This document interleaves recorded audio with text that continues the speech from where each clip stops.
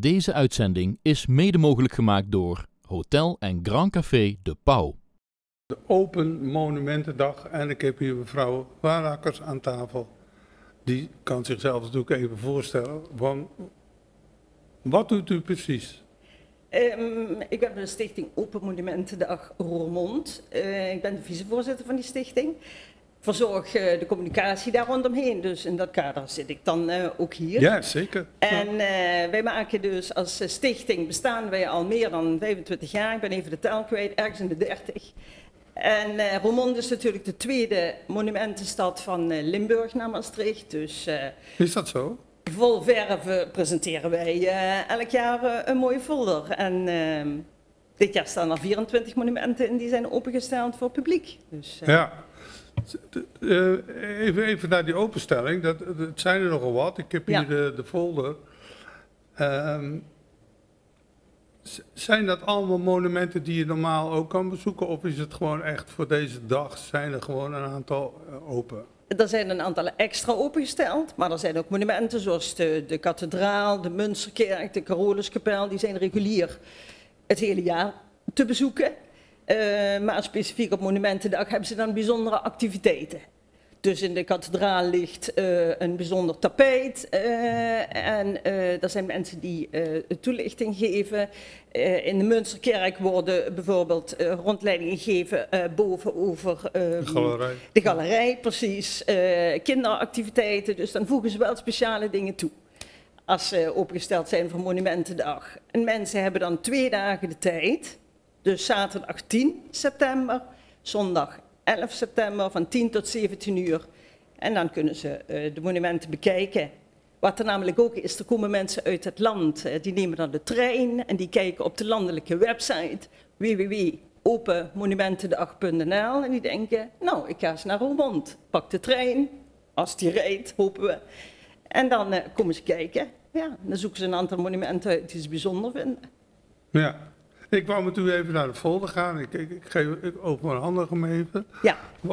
Wat is er eigenlijk in die monumenten die je dan alleen voor deze dag open hebt? Nou, bijzonder is bijvoorbeeld het gebouw van Wonen in Limburg, de woningcoöperatie. Dat is een speciale constructie. Voor de Roermondenaren is dat de fabriek van Baco. Hè? Ik ben geen Roermondse, dus ik moet dat even. En de constructie daar noemt een box in box. Dus ze hebben eigenlijk een nieuw gebouw rondom het oude gebouw heen gezet met een meterspeling. En die meter die dient dan ook als isolatie, die dient om het gebouw beter te kunnen verwarmen. Er zijn een heleboel zaken die duurzaam, ze hebben zelfs bijen op het dak. Dus wat dat betreft zijn die heel duurzaam bezig. En dat gebouw is natuurlijk nooit verder opengesteld, maar nu vanwege het thema duurzaamheid wel. Ze hebben nog een keer meegedaan, dus het is nu de 2e keer, maar dat was ook omdat dat thema heel specifiek op hun van toepassing was. Ja. En bijvoorbeeld ook de kapel in het Bagardeklooster, die in de Bakkerstraat, of eigenlijk Zwartbroekstraat is de ingang, die wordt bewoond door een kunstenares. En zij stelt dat specifiek open. En organiseert ook met collega-kunstenaars een bijzondere expositie met het thema duurzaamheid. Ja. Ja, dus mooi. Dat zijn 2 voorbeelden.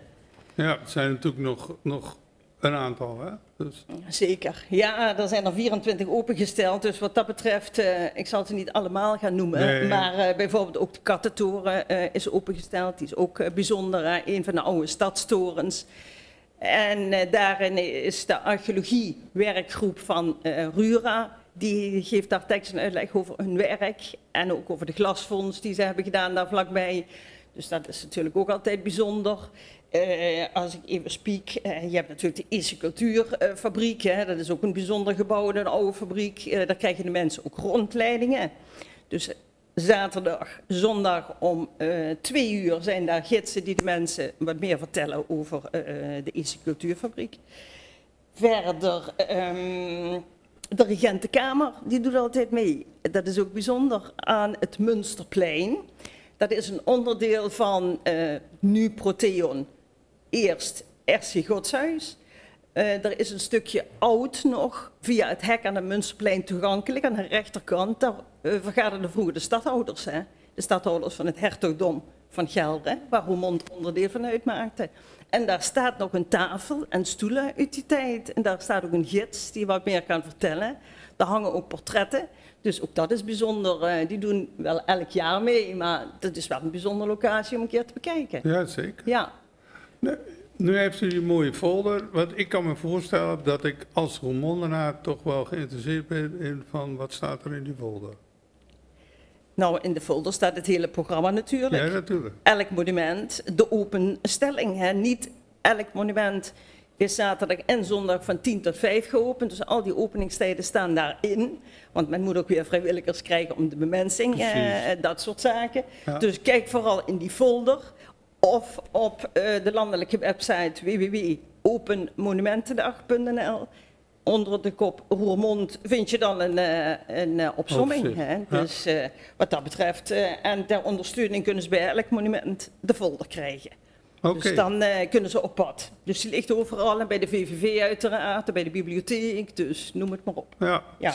Ziet er goed verzorgd uit. Ja, nog even tot slot. We hebben dit jaar meestal is het gebiedje bij de kapel is het laatste gebiedje wat in de folder staat. We hebben dat dit keer eens omgedraaid. Kapellerkwartier is heel erg actief.